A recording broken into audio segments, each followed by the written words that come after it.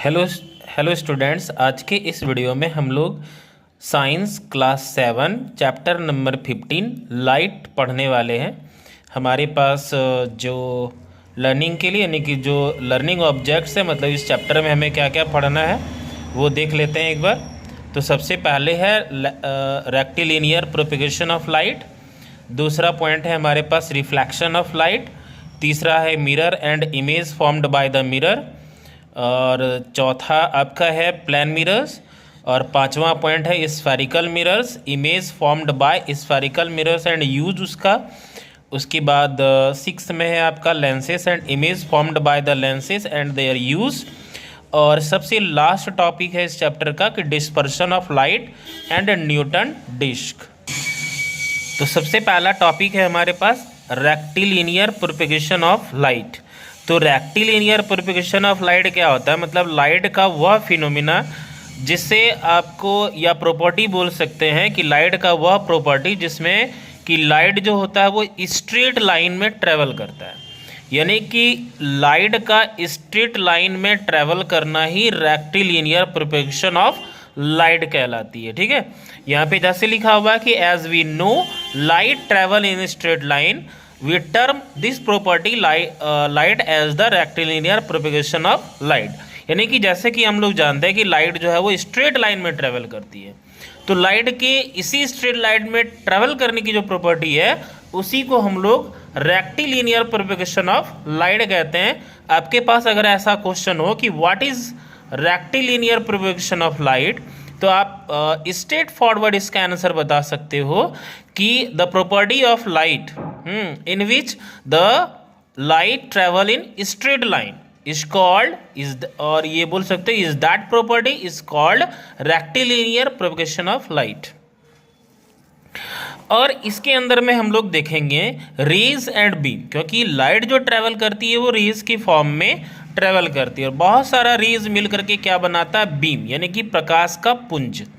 तो we denote a single ray of light as a straight line with an arrow the direction in which the light travel. देखिए, देख सकते हैं यहाँ पे जो रे होगा उसको हम लोग क्या करेंगे, एक सिंगल एरो से दर्शाएंगे। ठीक है, सिंगल एरो जो होता है वो रे को डिनोट करता है। ठीक है, वहीं पे बहुत सारा रेस का जो कलेक्शन होगा, जैसे यहाँ पे आप देख सकते हैं पैरेलल बीम है, आपका डाइवर्जिंग बीम ऑफ लाइट है, कन्वर्जिंग बीम ऑफ लाइट है। तो ये सब जो होता है आप देख सकते हैं कि 2, 4, 5 या 5 से 10 जो है रेज एक साथ होंगे तो उसको हम लोग बीम कहते हैं, यानी कि बीम ऑफ लाइट। तो अगर आपके पास एक डेफिनेशन आ जाए कि डिफाइन बीम ऑफ लाइट, तो आप लिख सकते हैं a collection of such rays, a collection of rays is called beam of light. तो बीम ऑफ लाइट जो होगा वो 3 प्रकार के हो सकते हैं। जैसे कि अगर स्ट्रेट में सभी रेज जा रही है तो उसको पैरेलल बीम कहते हैं। और अगर कोई एक ही सोर्स ऑफ लाइट है, मतलब जैसे कोई एक सोर्स है उसी से बहुत सारा रेज निकल रहा है, तो उसको डाइवर्जिंग बीम ऑफ लाइट कहते हैं।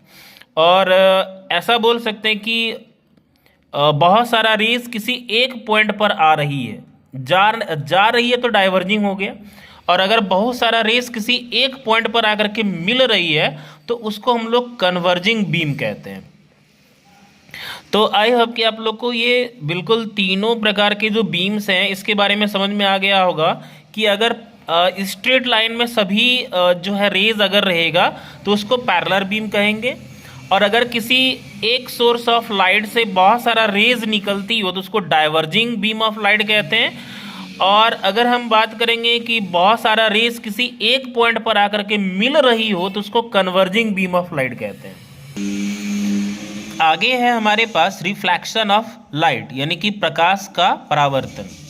तो when the rays of light fall on any surface, जब कोई भी जो लाइट का रेज होती है वो किसी सरफेस पर जा कर के टकराती है, तो टकराने से क्या होता है वो बाउंस बैक करती है, यानी कि 3 आउटकम्स पॉसिबल उसमें है। ठीक है, तो इसमें से a little bit will be reflection, अगर थोड़ा सा वो अगर रिफ्लेक्ट होता है तो वो रिफ्लेक्शन कहलाएगी। And the major part will be passed through it, और कुछ ऐसे भाग होते हैं जो पास हो जाते हैं, मतलब वो सरफेस से होते हुए गुजर जाती है, ठीक है। और कुछ क्या होता है, डायरेक्ट जो है वो सोर्स ऑफ लाइट की तरफ आ जाती है। तो जो कुछ एंगल बना के मुड़ेगी उसको हम लोग रिफ्लेक्शन कहेंगे, यानी कि bouncing back of light with some angle, कुछ एंगल्स के साथ जो रेज आ रही है उसको हम लोग बोलेंगे इंसिडेंट रे, और जो रिफ्लेक्ट होगी उसको हम लोग रिफ्लेक्टेड रेज कहेंगे। तो ये कहाँ पे होता है, तो ये प्लेन मिरर के साथ होता है, ठीक है।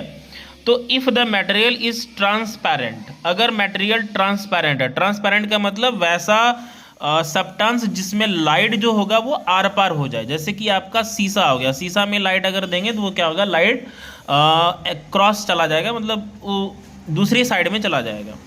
तो some of light will be absorb, कुछ रेज ऑफ लाइट ऑब्जॉर्ब होंगे, कुछ पास आउट हो जाएंगे, कुछ रिफ्लेक्ट करेंगे, ठीक है। If the material is translucent, translucent किसको कहते हैं, जो वैसा सब्सटेंस जिसमें कुछ लाइट क्या होगा, पास होगा, है ना, और कुछ लाइट जो होगा वो आपका पास नहीं होगा, मतलब कि ये ट्रांसल्यूसेंट है। जैसे आपका वाटर हो गया, तो वाटर हो गया, आपका ऑयल हो गया, है ना, ये सब जो होता है वो ट्रांसल्यूसेंट होता है। इसमें सारे रेज ऑफ लाइट जो होंगे वो पास नहीं कर पाएंगे, कुछ जो होंगे वो रिफ्लेक्ट कर जाएंगे या बाउंस बैक कर जाएंगे उसी एंगल पे, ठीक है।